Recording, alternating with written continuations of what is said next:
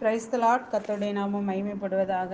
இந்த வேளையிலும் அடியாளுக்கு இப்படியாக ஒரு சந்தர்ப்பத்தை கொடுத்த தேவனுக்கு நான் நன்றி செலுத்துகிறேன்.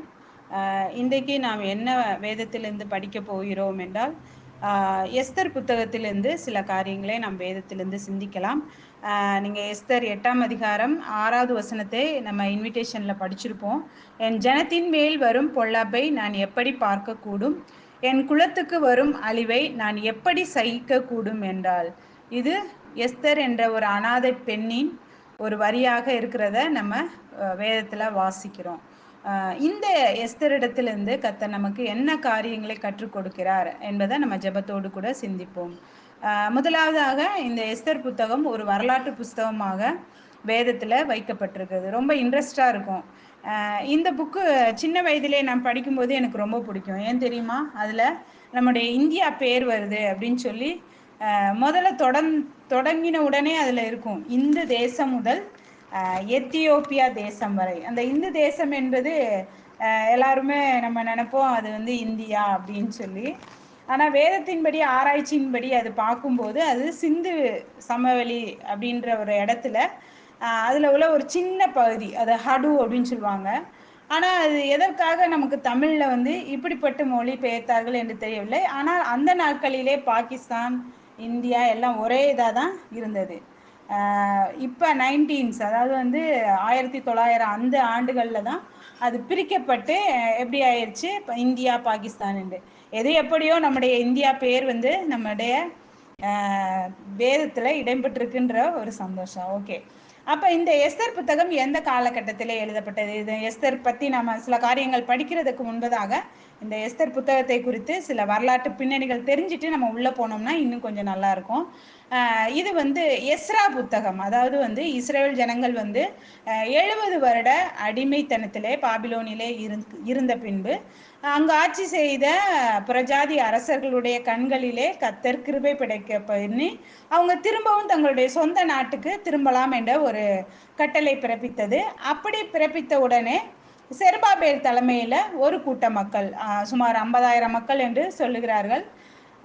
அப்படி அந்த மக்கள் வந்து என்ன பண்ணுறாங்க, திரும்பவும் இஸ்ரேல் தேசத்துக்கு புறப்பட்டு போயிட்டாங்க. அப்படிப்பட்ட சூழ்நிலையில தான் இந்த எஸ்ரா, நெகேமியா இந்த புத்தகங்கள்லாம் எழுதப்பட்டு வருகிறது. எஸ்ராவிலே 6ஆம் அதிகாரத்துக்கு பின்பு ஒரு இடைவெளி இருக்கிறது. அது ஒரு 53 வருடங்கள்.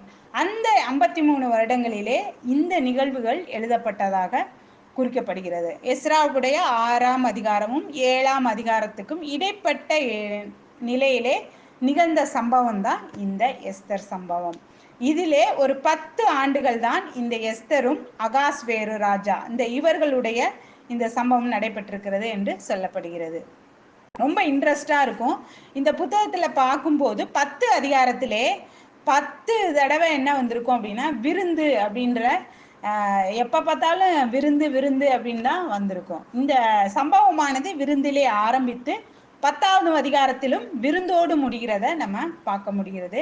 இன்னொன்று இன்ட்ரெஸ்டிங் என்னன்னா, இந்த புத்தகத்தில் எங்கேயும் தேவன், கடவுள், அப்படி கடவுளுக்குரிய பெயர்கள் எதுவுமே இந்த புத்தகத்திலே இடம்பெறவில்லை. ஆனால் ஒவ்வொரு வசனத்திலும் 2ஆம் அதிகாரத்திலிருந்து நாம் பார்த்தோம் என்றால் ஒவ்வொரு வசனத்திலும் தேவனுடைய பிரசன்னம் இருக்கிறத நம்ம அனுபவித்து படித்தோன்னா ரொம்ப இன்ட்ரெஸ்டாக இருக்கும். ஒவ்வொரு நிகழ்விலும் ஒவ்வொரு காலகட்டத்திலும் இதை முதல்ல நம்ம படிக்காத போது ஒவ்வொன்றா படிக்கும்போது இதுக்கு பின்பு என்ன வரும், என்ன ஆகும், எப்படி ஆகும் அப்படின்ற ஒரு இன்ட்ரெஸ்டோடு இந்த புத்தகத்தை படித்தோம் என்றால் ஒவ்வொரு இடத்துலையும் கர்த்தர் இருக்கிறார், கர்த்தருடைய பிரசனம் இருக்கிறது என்பதை நம்ம அனுபவிக்க முடியும். அவ்வளோ ஒரு இன்ட்ரெஸ்டான இந்த எஸ்தர் புத்தகம்.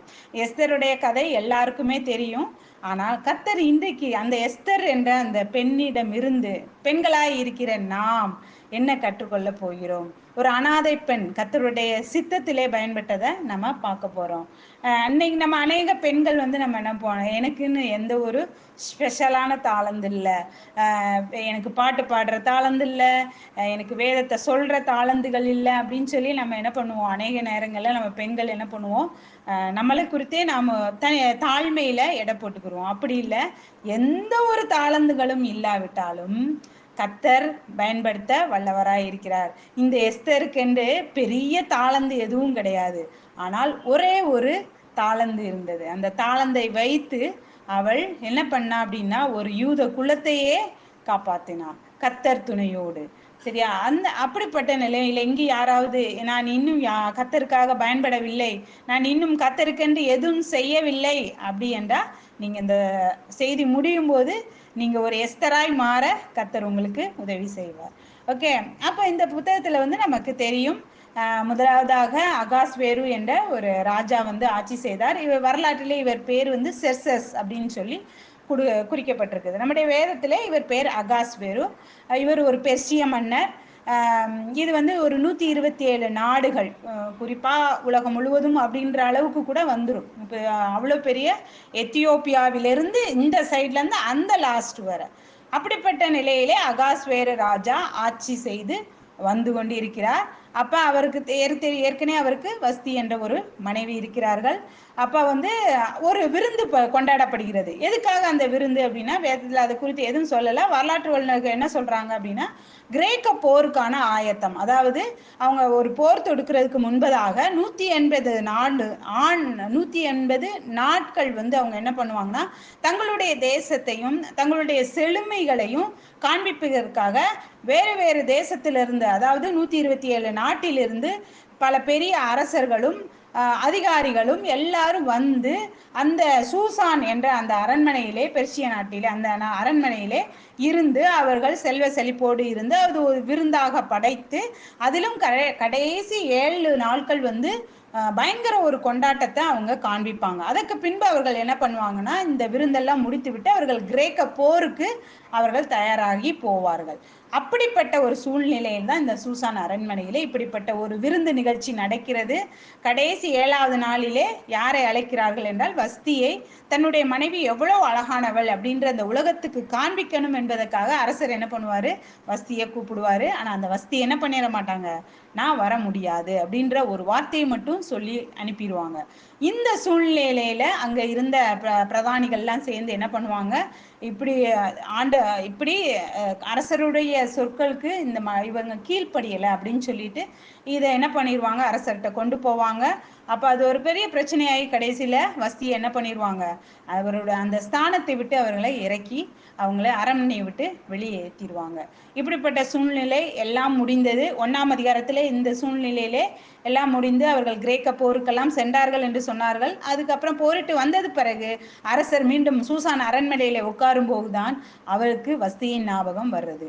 அந்த நிலையில தான் என்ன பண்றாங்க அப்படின்னா பிரதானிகள் முடிவு பண்றாங்க, ஐயோ அரசர் உட்கார்ந்துருக்காரு, யோசிக்க ஆரம்பிச்சிட்டாரு, அப்ப அவர் தனிமையா இருக்கிறார்கள் என்று சொல்லி என்ன பண்றாங்க, பல நாடுகள்ல இருந்து அழகான பெண்களை, ராஜாவுக்கு என்று நல்ல அழகான பெண்களை தெரிந்தெடுத்து என்ன பண்றாங்க, சூசான் அந்த அரண்மனைக்கு அழைச்சிட்டு வர்றதை நம்ம பார்க்க முடியுது. இதுதான் 2ஆம் அதிகாரத்திலே. இந்த நிலையிலே தான் எஸ்தர் என்ற பெண்மணியை அந்த கூட்டத்திலே அழைத்து வருகிறார்கள். யார் இந்த எஸ்தர் அப்படின்னா, இந்த எஸ்தருடைய தாய் தகப்பன் இல்லாதவள் என்று மட்டும் வேதத்திலே சொல்லப்பட்டிருக்கிறது. அவருடைய தகப்பனார் பேர் அபியேல் அப்படின்றத 2ஆம் அதிகாரத்திலே பதிவிட்டிருக்கிறத பார்க்க முடிகிறது. இந்த எஸ்தர் என்ற பெயருக்கு அர்த்தம் என்ன அப்படின்னு பார்த்தோம்னா நட்சத்திரம், ஒரு நட்சத்திரம், விடிவெளி ஒரு நட்சத்திரம். இந்த எஸ்தர் அப்படின்ற அந்த பேர் ஒரு கிரேக்க பேர். அத்சால் அப்படின்ற இன்னொரு பேரும் இந்த எஸ்தருக்கு இருக்கிறத நம்ம பார்க்க புரிகிறது. இந்த பேர் என்னது அப்படின்னா இது ஒரு எபிரேய பெயர். ஸோ எஸ்தர் என்ற ஒரு அருமையான ஒரு பெண், ஒரு வாலிப பெண், அவருக்கு ஒரு 20 வயது இருந்திருக்கும் என்று சொல்லுகிறார்கள். அப்ப இப்படிப்பட்ட ஒரு வாலிப பெண், தாய் தகப்பன் இல்லை. இவங்களை யார் பார்த்துக்கிறா அப்படின்னா இவருடைய ஒரு யூதன், அதாவது மொர்தகாய் அப்படின்னு என்று சொல்லப்படுறாங்க. இந்த மொர்தகாய் யார் அப்படின்னா இவர் ஒரு யூதன், பென்யமீன் கோத்திரத்தை சேர்ந்தவர். இவருடைய மூதாதையர்கள் பேரெல்லாம் வேதத்துல சொல்லப்பட்டிருக்கிறத நம்ம பார்க்க முடிகிறது. அவர் யார் என்றால் அது 5ஆம் அதிகாரத்திலே நம்ம 5வது வசனத்திலே பார்த்தோம்னா இவர் ஒரு கீசின் குமாரனாகிய சீமையுடைய மகனாகிய யாவீரின் குமாரன் அப்படின்னு சொல்லி சொல்லப்படுகிறது. ஒருவேளை இவர் இந்த மொர்தகாய் சிறையிருப்பிலே பிறந்த ஒரு மகனாக கூட இருந்திருக்கலாம்.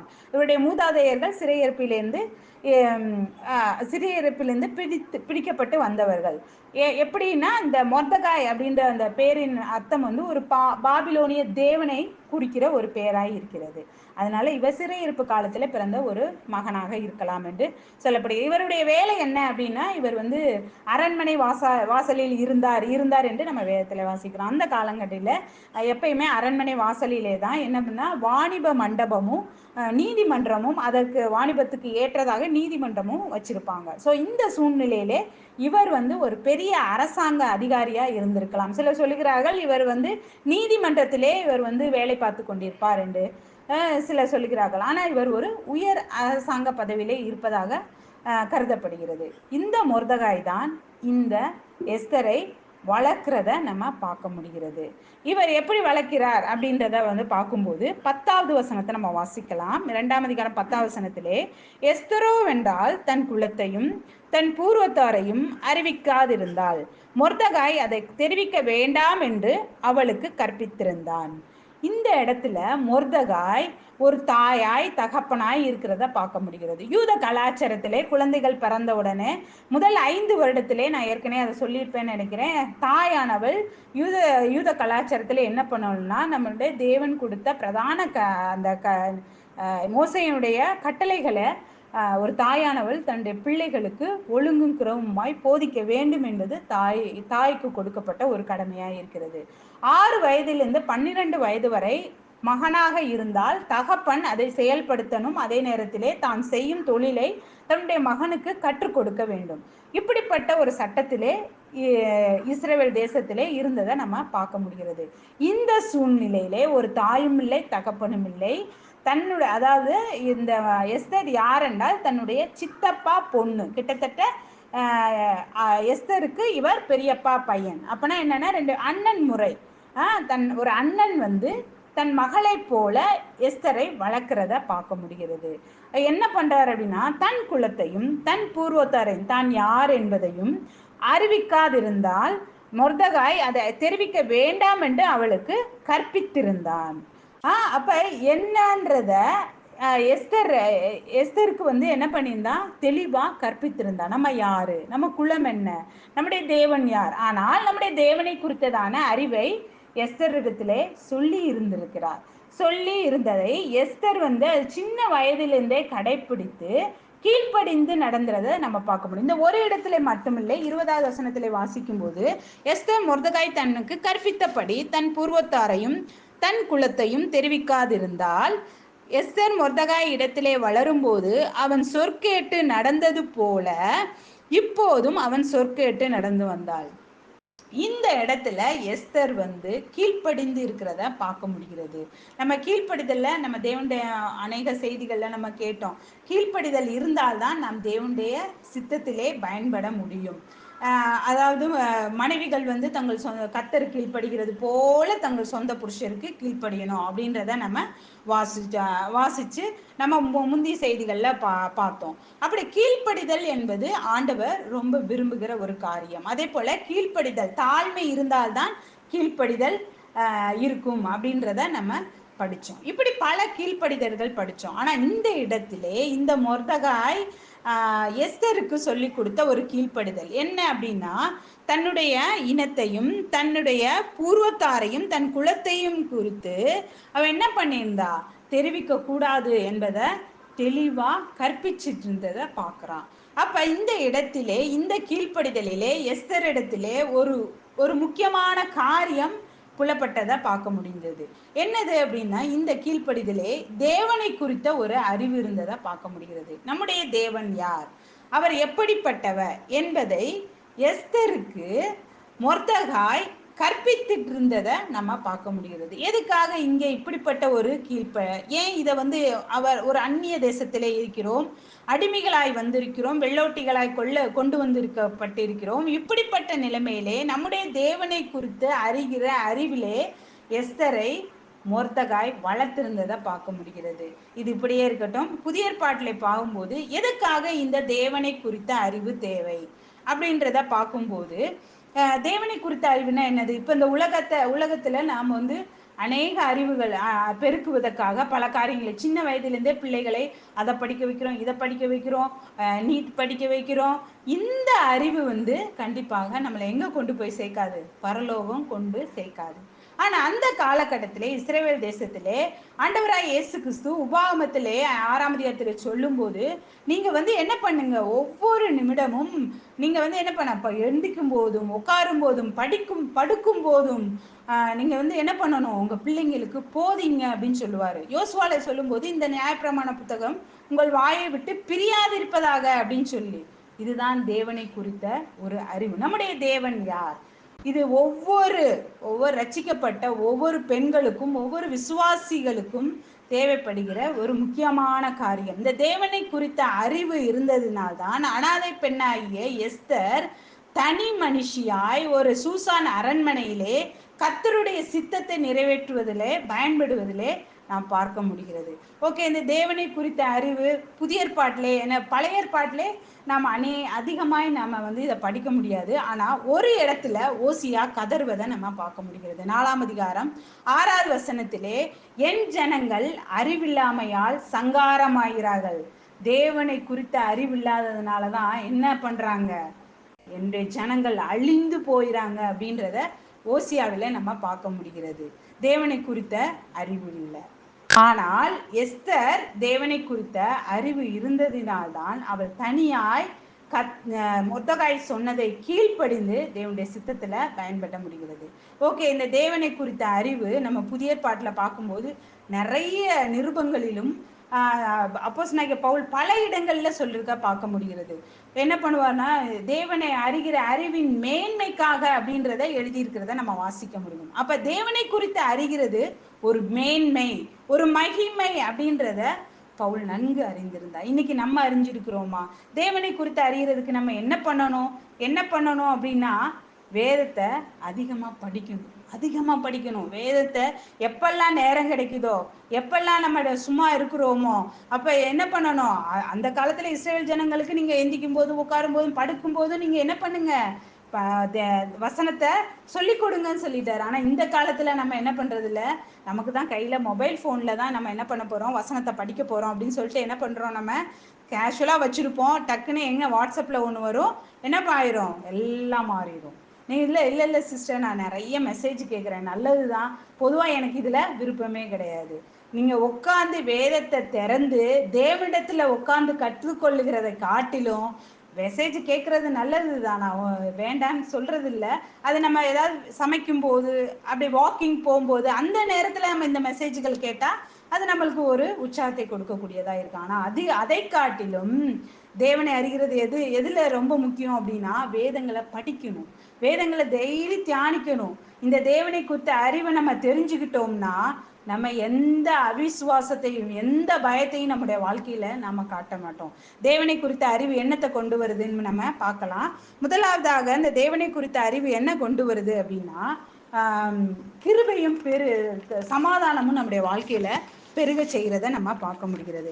2 பேதுருல 1ஆம் அதிகாரம் 2வது வசனத்தை பார்க்கும்போது, தேவனையும் நம்முடைய கர்த்தராகிய இயேசு கிறிஸ்துவையும் அறிகிற அறிவினால் உங்களுக்கு கிருபையும் சமாதானமும் பெருக கடவது. இது எஸ்தருடைய வாழ்க்கையில பார்க்க முடிஞ்சிச்சு. எஸ்தர் தேவனை நன்கு அறிந்திருந்தால் அவருடைய வாழ்க்கையில ஒவ்வொரு நிமிஷமும் நம்ம தயவு பார்க்க முடிஞ்சது. எப்ப அப்படின்னா, அவள் ராணியாய் ஆவதற்கு முன்பு கூட அவளுக்கு ஆண்டவருடைய கண்கள்ல தயவு கிடைச்சது. அது எப்படின்னு பார்த்தோம்னா, எஸ்தருடைய புத்தகம் முழுவதையும் நாம் தயவும் கிருபையும் நம்ம பார்க்க முடிகிறது. எஸ்தர் 2ஆம் அதிகாரம் 9ஆம் வசனத்திலே வாசிக்கும் போது, அவளுக்கு அவன் கண்களிலே தயவு கிடைத்தது. ஏனென்றால் எஸ்தர் தேவனை அறிந்திருந்தாள், தேவனோடு நடந்தால், கண்டிப்பாக நடந்திருப்பாள். அந்த நடத்தை தான், அந்த அறிவு தான் அவளுக்கு மற்றவருடைய கண்கள்ல தயவு கிடைச்சது. எஸ்தர் 2ஆம் அதிகாரம் 15ல நீங்க வாசிக்கும் போது, எஸ்தருக்கு தன்னை காண்கிற எல்லார் கண்களிலும் தயவு கிடைத்தது. ஏனென்றால் கூட இருக்கிறது யாரு, மொர்தெகாய் கிடையாது, வேற யாரும் கிடையாது. ஆனால் அவள் தேவனை நன்கு அறிந்திருந்தாள். அடுத்ததாக எஸ்தர் 2:17 நம்ம வாசிக்கும் போது, ராஜா சகல ஸ்திரீகளை பார்க்கிலும் எஸ்தர் மேல் அன்பு வைத்தான், சகல கன்னிகைகளை பார்க்கிலும் அவளுக்கு அவன் சமூகத்தில் அதிக தயையும் பட்சமும் கிடைத்தது. எஸ்தர் ராணியாய் ஆவதற்கு முன்பதாகவே கர்த்தர் அவள் மேல் தயவு வைத்தார். ஏனென்றால் எஸ்தர் தேவனோடு நடந்தாள். எஸ்தருடைய வெற்றிக்கு பின்பாகவும் முன்பாகவும் இருக்கிறது யாரென்றால், ஆண்டவராகிய யெகோவாகிய தேவனை அவள் நம்பி இந்த காரியத்திலே இறங்கி இருக்கிறத நம்ம பார்க்க முடிகிறது. இயேசு கிறிஸ்து கூட இந்த உலகத்திலே வாழும்போது மனுஷ தயவு ரொம்ப முக்கியமாக இருந்தது. அதை நம்ம லூக்காவிலே நம்ம படிக்கிறோம். இயேசுவானவர் ஞானத்திலும் வளர்த்தியிலும் மனுஷ தயவிலும் வளர்ந்தார்ன்றதை நம்ம பார்க்கணும். அப்போ இந்த உலகத்தில் இருக்கிற ஒவ்வொருவருக்கும் மனுஷ தயவு முக்கியமாக இருக்கிறது. குறிப்பாக விசுவாசிகளாகிய நமக்கு மனுஷருடைய தயவு முக்கியமாக இருக்கிறது. அப்போ நமக்கு மனுஷ தயவு வேணும்னா நம்ம என்ன பண்ணணும்? தேவனை அறிகிற அறிவில் வளரணும். நம்ம தேவனை அறிகிற அறிவினால் நமக்கு கிருபையும் சமாதானமும் பெருக கடவுது என்று நாம் வாசிக்கிறோம். அப்ப அடுத்ததாக அவள் ராஜாத்தியாய் ராணியாய் அவள் என்ன பண்ணுகிறார்? மனுஷ கண்களில் தயவு கிடைத்து, அந்த ஏகாய்ன்ற ஒரு பிரதானி இருக்கிறார், அவருடைய கண்களிலும் தயவு கிடைத்து அவளுக்கு என்ன பண்றாரு?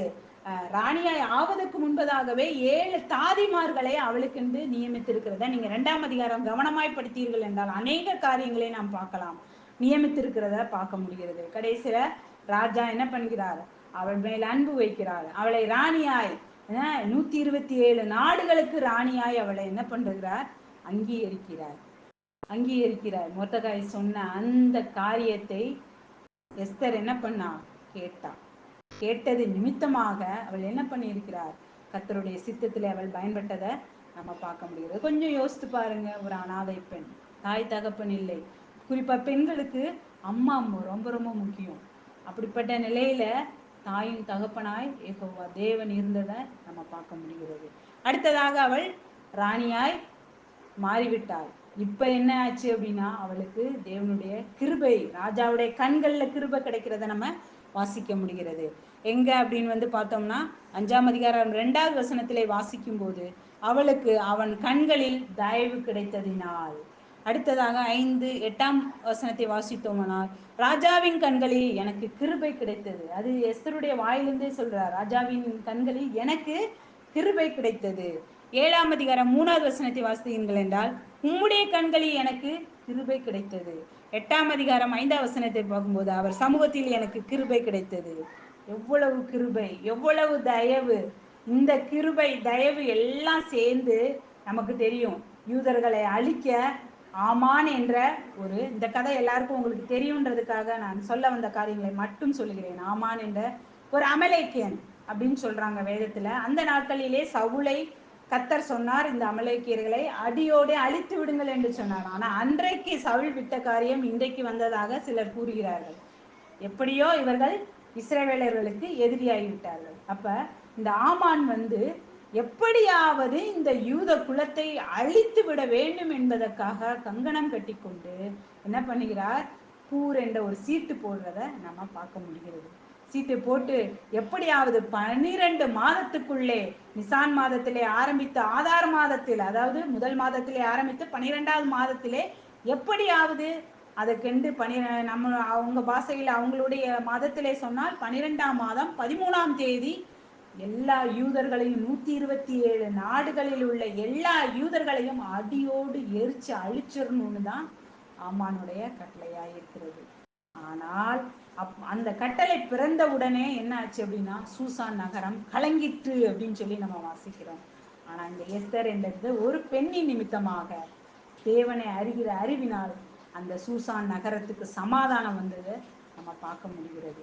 அப்ப முதலாவதாக கர்த்தருடைய பிள்ளைகளாய நீங்களும் நானும் செய்ய வேண்டியது இந்த எஸ்தரை போல உங்களுடைய குடும்பத்திலே கர்த்தர் உங்களை என்னையும் வைத்திருக்கிறார். ஒரு விடிவெளி நட்சத்திரமாக எங்க வீட்டிலே நான் எஸ்தர், உங்க வீட்டிலே நீங்க எஸ்தர். அப்ப உங்கள் நிமித்தமாக உங்களுடைய குடும்பத்துக்கு சமாதானம் கிருபையும் பெருக வேண்டும் என்றால் நம்ம என்ன பண்ணணும்? தேவனை அறிகிற அறிவுல நாம் வளரணும். நாம் வளரும் மூலமாக நம்முடைய குடும்பம் சமாதானத்துக்குள்ளே இருக்கும். நாம் வளரணும். அதை பிள்ளைகளுக்கும் என்ன பண்ணணும்? சொல்லிக் கொடுக்கணும். தேவனை அறிகிற அறிவு ஒவ்வொருவருக்கும் அவசியமாய் இருக்கிறது. ஒரு நிமிஷம். அப்ப முதலாவதாக தேவனை அறிகிற அறிவு மிக மிக அவசியமாயிருக்கிறது. இது எஸ்தருடைய வாழ்க்கையிலே நாம் பார்த்தோம். அதனால்தான் கிருபையும் சமாதானமும் எஸ்தர் மூலமாய் வந்தது.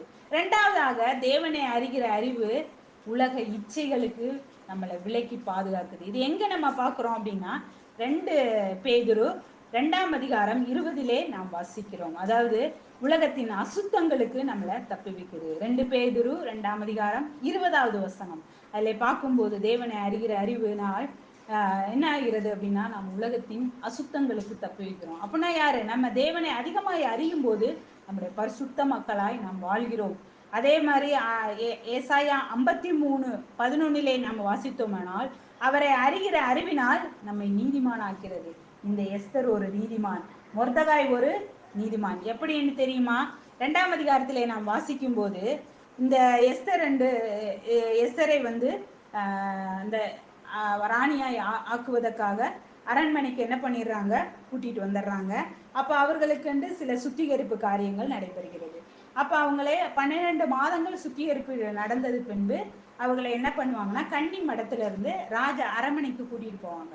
அப்படி கூட்டிட்டு போகும்போது அவங்க கேட்கறது எல்லாம் கொடுக்கப்படும்ன்றத நம்ம வேதத்துல வாசிக்கிறோம். என்ன 13வது வசனத்தை நான் வாசிக்கிறேன். 2ஆம் அதிகாரம் 13வது வசனத்திலே, இப்படி ஜோடிக்கப்பட்ட பெண் ராஜாவிடத்தில் பிரவேசிப்பாள். கன்னி மாடத்திலிருந்து தன்னோட கூட ராஜ அரண்மனைக்கு போக அவள் தனக்கு வேண்டுமென்று கேட்பவை எல்லாம் அவளுக்கு கொடுக்கப்படும். ஏகாயிட்ட என்ன கேட்டாலும் கொஞ்சம் யோசித்து பாருங்க, ஒரு ராணியாக போறாங்க. அப்ப தங்கம், வெள்ளி, பவளம், முத்து, அந்த காலத்துல சொல்லப்படாத நிறைய காரியங்கள் இருக்கும். அப்ப அதனாலதான் அவங்க ஏற்கனவே அலங்கரிச்சிருப்பாங்க. ரெண்டாவது அவங்களுடைய ஆடைகள்லாம் ரொம்ப விலை உயர்ந்ததா இருக்கும். நம்மள மாதிரிலாம் கிடையாது. ஒரு ராஜா 127க்கு நாடுக்கு ராஜா. அப்ப அவங்களுக்கு பொற்கிரீடம் வச்சிருப்பாங்க. அப்ப அநேக காரியங்களை அவங்களை எல்லாம் தயார் பண்ணி அனுப்புறாங்க. அப்புறம் கன்னி மடத்துல இருந்து அவங்க ராஜ அரண்மனைக்குள்ள போகும்போது அவங்க என்ன கேட்டாலும் அவங்களுக்கு கொடுக்கப்படும் அப்படின்ற ஒரு வார்த்தை கொடுத்திருக்கு. இதே இது நீங்க 15வது வசனத்தை வாசித்தீர்கள் என்றால், ராஜாவின் பிரதானியாகிய ஏகாய் நியமித்த காரியமே அல்லாமல் வேறொன்றும் அவள் கேட்கவில்லை. அப்ப அவ எதுவுமே கேட்கல. ஏகாய் என்ன கொடுத்தாரோ, அந்த பிரதானியான ஏகாய் அவளுக்கு என்ன கொடுத்தாலோ அதோடய அவ போகணும். எனக்கு இது வேணும் அது வேணும்னு அது கேட்கல. இது அப்படியே டக்குன்னு சொல்லியிருப்பாங்க. அப்படி சொல்லும் போது நம்ம என்னன்னா கொஞ்சம் யோசித்து பார்க்கணும், அது எப்படி எல்லாம் அந்த ராணிக்கு என்னென்ன காரியம் எல்லாம் கொடுத்துருப்பாங்க. ஆனா இவள் எதையுமே கேட்கவில்லை. ஏன்னா இவ பரிசுத்தமாய் வாழணும், உலக பொருட்களினால் தன்னை தீட்டுப்படுத்த கூடாது என்பதிலே அவள் என்ன பண்ணியிருந்தாள், கரெக்டாக இருந்ததினால்தான் அவள் உலக ஆசைகளுக்கு விலக்கி அவள் ஒரு நீதிமானாய் இருந்தாள். ஏனென்றால் யெகோவா தேவனை அவள் நன்கு அறிந்திருந்தாள். இந்த உலகத்திலே வாழ்ந்தாலும் கூட நாம் யார் அப்படின்னா தேவனுடைய பிள்ளைகள், பிரித்தெடுக்கப்பட்ட பிள்ளைகள். இந்த உலகம் நமக்கு ஒரு நிரந்தரமற்றது. நம்முடைய குடியிருப்பு பரலோகம் என்பதை நம்ம தேவனை அறிகிற அறிவிலே நாம் வளர வேண்டும். இந்த அறிவு எஸ்தர் இடத்துல இருந்தது. முதலாவதாக தேவனை அறிகிற அறிவினால் அவளுக்கு கிருபையும் சமாதானமும் பெருகியது. இரண்டாவது, தேவனை அறிகிற அறிவினால் அவள் உலக அசுத்தங்களுக்கு விலகி அவள் ஒரு நீதிமானாய் இருக்கிறத நம்ம பார்க்க முடிகிறது. மூன்றாவதாக அவள் ஜெபத்தின் மூலமாக தேவனை காண்பிக்கிறத நம்ம பார்க்க முடிகிறது. நம்முடைய தேவன் ஜெபத்தை கேட்கும் தேவன், அது ஒரு பேர் இருக்குது, நம்ம மறந்துடும். ஜெபத்தை கேட்கும் தேவன் நம்முடைய தேவன். நம்முடைய தேவன் கேட்கிறவர், நம்மளை பார்த்து கொண்டு இருக்கிறவர், நம்முடைய அழுகையின் கண்ணீரை துடைப்பவர். எப்படிப்பட்ட ஒரு நிலைமை பார்த்தீங்களா? அந்த இடத்துல நம்ம கொஞ்சம் யோசித்து பார்க்கணும். ஒரே ஒரு தனி மனுஷி. அப்புறம் என்ன ஆயிடுச்சு அப்படின்னா, மொர்தெகாய் சொல்றா, நீ இந்த இடத்துல மட்டும் நீ அமைதியா இருந்தேன்னா யூதருக்கு ரட்சிப்பு வேற இடத்துல இருந்தோ என்னன்னு சொல்லி அவர் ஒரு நிமிஷம் என்ன பண்றா, ஞாபகப்படுத்துகிறா, நீ யூத குலத்துக்கு என்று பிரித்தெடுத்தவள், நீ தேவனுடைய மகள் என்பதை என்ன பண்றாரு மொர்தெகாய் கோபத்துல சொன்னா கூட அவர் என்ன பண்ணுகிறார், நீ தேவனுடைய பிள்ளை, நீ தனிப்பட்டவள், நீ இந்த உலகத்தால் அல்ல, நீ தேவனுடைய கர்த்தருடைய பிள்ளை என்பதை அவர் சொல்றத நம்ம பார்க்க முடியுது. நீ இந்த காலத்திலே மௌனமாய் இருந்தால் யூதருக்கு சகாயம் ரட்சிப்பும் வேறொரு இடத்திலிருந்து எழும்பும். அப்பொழுது நீயும் உன் தகப்பன் குடும்பத்தாரும் அழிவீர்கள். நீ இப்படிப்பட்ட காலத்துக்கு உதவியாய் இருக்கும்படி உனக்கு ராஜமேன்மை கிடைத்திருக்கலாமே, யாருக்கு தெரியும் அப்படின்னு சொல்லி ஒரு நிமிஷம் ஞாபகப்படுத்துறாரு. ஞாபகப்படுத்தினோன்னு உடனே என்ன பண்றா எஸ்தர், ஓகே அப்ப நான் என்ன பண்றேன், நானும் என்னுடைய தாதிமாரும் முதல்ல 2ஆம் அதிகாரத்திலே நாம் வாசித்தோம் 7 தாதிமார். அந்த தாதிமார் யூதர்களா என்று நமக்கு தெரியாது, அவர்கள் புறஜாதிகளா என்று நமக்கு தெரியாது. ஆனால் அந்த 7 தாதிமார்களோடும் சேர்ந்து அவள் உபவாசித்த, கொஞ்சம் யோசித்து பாருங்க, அந்த தாதிமார்களுக்கும் கர்த்தரை அவள் காண்பித்திருப்பாள். தாதிமார்களோடு சேர்ந்து உபவாசிக்கிறேன் என்று சொன்னால் அவர்களையும் அவள் கர்த்தருக்குள்ளே வழிநடத்தி இருப்பாள். எவ்வளவு பெரிய ஒரு அதிசயம்! இரவும் பகலும் புசியாமலும் குடியாமலும் உபவாசம். இன்னைக்கு நமக்கு உபவாசம் இருக்கிறதுக்கே இந்த உலகத்துல உபவாசமா அப்படின்னு உபவாசம் இருக்கணும் நம்முடைய பிள்ளைகளுக்காக. அண்ட் சிலர் என்ன பண்ணுவாங்கன்னா நான் உபவாசம் இருக்கிறேன்னு சொல்லிட்டு காலையிலேருந்து சாயந்தரம் வரை சாப்பிடாம பேசாமல் படுத்தே கிடப்பாங்க. அப்புறம் உபவாசம் முடியுது. அது உபவாசம் கிடையாது, சும்மா பட்டினி, அவ்வளோதான். பட்னியாக இருந்துட்டு மத்தியானத்துக்கு மேலே சாப்பிட்டுக்கிறீங்க. உபவாசம் இருக்கும்போது என்ன பண்ணணும், அந்த நிமிஷம் முழுவதும் நீங்கள் ஜெபிக்கணும். ஆண்டவரிடத்துல என்ன காரியத்துக்காக நீங்க உபவாசம் இருந்தீர்களோ நீங்க ஜெபிக்கணும். ஒருவேளை சில சுகர் பேஷண்டா இருக்கலாம், அவங்களாம் என்ன பண்ணலாம், ஏதோ ஒரு கிளாஸ் கஞ்சி அப்படி குடிச்சிட்டு என்ன பண்ணலாம், உபவாசம் இருக்கலாம். உபவாசம் இருக்கிறது என்பது மிக மிக முக்கியமானது. இரவும் பகலும் தன்னுடைய மக்களுக்கு. இன்னைக்கு நம்முடைய வீட்டுல எத்தனையோ பேர் ரட்சிக்கப்படாம இருக்கிறாங்க. நம்முடைய மாமியார் ரட்சிக்கப்படலை, நம்முடைய மாமனார் ரட்சிக்கப்படலை, நம்முடைய கணவர் வீட்டார்கள் ரட்சிக்கப்படவில்லை, நம்முடைய வீட்டில் நம்முடைய பிள்ளைகள் இன்னும் கர்த்தருக்கு ஒப்பு கொடுக்கவில்லை, நம்முடைய சபையில அநேக பேர் வருகிறார்கள் போகிறார்கள் ரட்சிக்கப்படவில்லை. நம்ம சொல்லலாம், இல்லை சிஸ்டர் சுவிசேஷம் சொல்லிட்டேன் அப்படின்னு சொல்லி நீங்க சொல்லலாம். சுவிசேஷம் சொன்னனால விட்டது கிடையாது. ஆண்டவர்கிட்ட கேட்கணும், ஆண்டவரே கொடுங்க இந்த ஜனத்துக்கு, இந்த ஜனத்தை அழிந்து போக கூடாதுக்காக அந்த எஸ்தர் நின்றா திறப்பில்ல. ஆண்டவர் அநேக பேரை கூப்பிடல, குடும்பமா வந்து நில்லுங்க அப்படின்லாம் கூப்பிடல, ஒரே ஒரு மனுஷனை தான் கூப்பிட்டுட்டு இருக்கிறார். ஒரு ஆள், என்னுடைய காரியமா யார் போவாய், என்னுடைய காரியமா யார் போவாய், என்னுடைய காரியமா யார் போவார் என்று ஆண்டவர் தினமும் அனுதினமும் கேட்கிறோம். ஆண்டவரே லார்ட் ஹியர் ஐ ஆம் அப்படின்னு நம்ம என்னைக்காவது ஒரு நாள் நம்ம உரிமையா சொல்லியிருக்கிறோம், நான் இருக்கிறேன் ஏசப்பா, உங்க பிள்ளை நான் இருக்கிறேன், ஏன்னா என்னால ஒன்றும் முடியாது ஆனா நான் இருக்கிறேன். நம்மளால எல்லாம் முடியும், ஜெபிக்க முடியும். இதுதான் நமக்கு கர்த்தர் கொடுத்த பெரிய ஊழியம். பெண்களாய் இன்றைக்கு நமக்கு கொடுத்த ஒரு பெரிய பொறுப்பு என்ன தெரியுமா, இந்த எஸ்தர், இந்த அனாதை பெண் ஜெபித்தார். ஜெபித்த நிமித்தமாக தன்னுடைய என்ன பண்ண, தன்னுடைய குலத்தார், தன்னுடைய பூர்வத்தார் காத்து வந்த அந்த காரியத்தை இவள் என்ன பண்ணார், காத்தார். இன்னைக்கு நம்மளை கொடுத்திருக்கிறார். ஒவ்வொரு குடும்பத்துக்கும் ஒவ்வொரு எஸ்தரை கொடுத்திருக்கிறார். என்னை இந்த குடும்பத்துக்கு எஸ்தராய் கொடுத்திருக்கிறார், உங்களை அந்த குடும்பத்துக்கு எஸ்தராய் கொடுத்திருக்கிறார். நம்முடைய குடும்பத்தில் உள்ளவர்கள் எல்லாரும் ரட்சிக்கப்படணும், எல்லாரும் தேவனை அறியணும். என்னென்னமோ ஆண்டவர்கிட்ட கேட்கிறோம், எனக்கு இந்த வீடு வேணும், எனக்கு கார் வேணும், எல்லாம் கேட்கிறேன். ஆண்டவர் அதெல்லாம் கேட்காத, அதெல்லாம் நான் கொடுப்பேன், வாக்கு கொடுத்துட்டாரு, அதெல்லாம் நான் உனக்கு கொடுப்பேன். நீ என்ன செய்ய, தேவனுடைய ராஜ்யத்தையும் இன்னைக்கு இதெல்லாம் விட்டுட்டு நம்ம என்ன பண்றோம், சில நேரம் நம்ம என்ன பண்றோம், நம்முடைய பலவீனத்தையே பிடிச்சுக்கிறோம். என்னுடைய பலவீனம், என்னுடைய பலவீனம். சரீரம் நம்ம சரீரம் கிடையாது, இதை நம்ம யோசிக்கணும். சரீரம் நம்ம வாழ்றதுக்கு கர்த்தர் கொடுத்துருக்கிறாரு, அவ்வளவுதான். படைத்த அவருக்கு தெரியாதான் நம்ம உடம்புல என்ன செய்யுது ஏது செய்யுதுன்றது. அதெல்லாம் விட்டுட்டு அது வலிச்சுட்டே இருக்கட்டும் அப்படின்னு சொல்லிட்டு நம்ம என்ன, நமக்கு போராட்டம் மாம்சத்தோட ஏன் என்ன விட்டுட்டு நம்ம என்ன பண்ணலாம், ஆண்டவரிடத்துல ஜெபிக்க போயிடணும். டெய்லி ஆண்டவரோட அதிக நேரம் ஜெபம் பண்ணணும், அதிக வேதம் வாசிக்கணும். போன வாரங்கள்ல நாங்க எங்க வீட்டுல பேசிக்கிட்டோம், ஒரு நாளைக்கு ஒரு புக்கை முடிக்கலாம், 2 மாசத்துக்குள்ள 66 புக்கு முடிச்சிடலாம்னு சொல்லி ஸ்டார்ட் பண்ணோம். நம்ம ஒரு நாள்ல மத்தேயு முழுவதும் படிக்க முடியுது, நல்ல தெளிவா உட்காந்து படிக்க முடியுது. போய் உட்காந்துட்டே படிக்க முடியாது, 1 மணி நேரம் படிக்கலாம். என்னுடைய பிள்ளை வீட்டிலே இருக்கிறனால அவள் வந்து அநேக டவுட் கேட்பா, இடையில கேட்கும்போது வசனத்தை வச்சுட்டு நான் பதில் சொல்லத்தான் செய்வேன். சரிட்டு அப்புறம் அவள் போனதுக்கப்புறம் திருப்பி கன்டினியூ பண்ணுவேன், எதுலன்னு பார்த்து வச்சுட்டு திருப்பி கன்டினியூ பண்ணுவேன். அப்போ ஒரு நாளிலே மத்தேயு படிக்க முடிகிறது என்றால் நாம் படிக்கலாம், நிறைய நேரம் இருக்கிறது, ஜெபிக்கலாம், நிறைய நேரம் இருக்கிறது. ஆனால் நம்ம என்ன பண்ணுறோம், மொபைல் ஃபோன்லே அநேக நேரங்களை செலவு பண்ணோம். கர்த்தர் இதை நம்மிடத்திலே விருப்பப்படுவதில்லை. தேவனை அறிகிற அறிவு ஒவ்வொரு பெண்களுக்கும் இருந்தால் கண்டிப்பாக எல்லாரும் எஸ்தர் ராஜாத்தியாய் உங்க வீட்டுல இருப்பாங்க. யோசித்துக்கோங்க, எஸ்தர் புத்தகத்தை படிக்கும் போதெல்லாம் என்னை கர்த்தர் இந்த வீட்டிலே எஸ்தரை வைத்திருக்கிறார். என் ஜனத்துக்கு நான் பொறுப்பு. மேலே போகும்போது பரலோகம் உங்களை கேள்வி கேட்கக்கூடாது, என்னம்மா நீ மட்டும் வந்திருக்கிற, உன்னை உன்னை நம்பிதான் ரட்சிக்கப்பட்டு அந்த குடும்பத்திலே அனுப்பினேன், மாமியார் ரட்சிக்கப்பட்டா என்ன, நான் வந்து அக்கினிக்கு தப்பிச்சுட்டு வந்துட்டேன் சொல்ல முடியாது. கர்த்தர் உங்களை என்னையும் எஸ்தராய் வைத்திருக்கிறார். நம்முடைய தேசத்தில் உள்ள ஜனங்களை ரட்சிக்கணும், நம்முடைய தெருவில் உள்ளவர்கள், நம் பக்கத்தில் உள்ளவர்கள் தேவனுடைய அன்பை எப்படி காண்பிக்க வேண்டும் என்று நாம் என்ன பண்ணணும், ஜெபிக்கணும். ஒருவேளை நம்முடைய குடும்பத்தார் அவிசுவாசிகளாக இருக்கலாம், மாற்றவே முடியவில்லை என்று நீங்கள் நினைக்கலாம், கர்த்தர் மாற்றுவார். கேட்கும்போது இந்த ஜெபம் வந்து கர்த்தருக்கு பிரியமானது. எல்லாரும் ரட்சிக்கப்பட வேண்டும் என்பது தேவனுடைய சித்தமாயிருக்கிறது, அது விருப்பமாயிருக்கிறது. அதை நம்ம தெரியாம நம்ம என்ன பண்றது இல்லை, கேட்கறது இல்லை. அதனாலதான் கர்த்தர் வந்து சொல்றாரு, உங்க ராஜாக்களுக்காகவும் அவங்களுக்கெல்லாம் ஜெபம் பண்ணுங்க, நீங்க அமைதியில் உள்ள ஜீவியம் பண்ணுவதற்காக ஜெபம் பண்ணுங்க, குடும்பத்தில் உள்ளவர்களுக்காக ஜெபம் பண்ணுங்க. கர்த்தர் நமக்கு கொடுத்த ஒரு பெரிய ஊழியம். வீட்டுல இருந்து கொண்டே, படுத்துக்கொண்டே எப்பெல்லாம் முழிப்பு வருது அப்பெல்லாம் எழுந்துச்சு ஆண்டவரிடத்துல, ஆண்டவரே என்னுடைய பிள்ளை ரட்சிக்கப்படணும், என்னுடைய பிள்ளை உமக்காக பயன்படணும், நான் பயன்படணும், என் கணவர் பயன்படணும், ஒவ்வொரு நாளும் நாங்க உங்க கரங்கள்ல பயன்படணும். இந்த ஜெபத்தை நம்ம என்னைக்காவது ஏறெடுத்திருக்கிறோமா?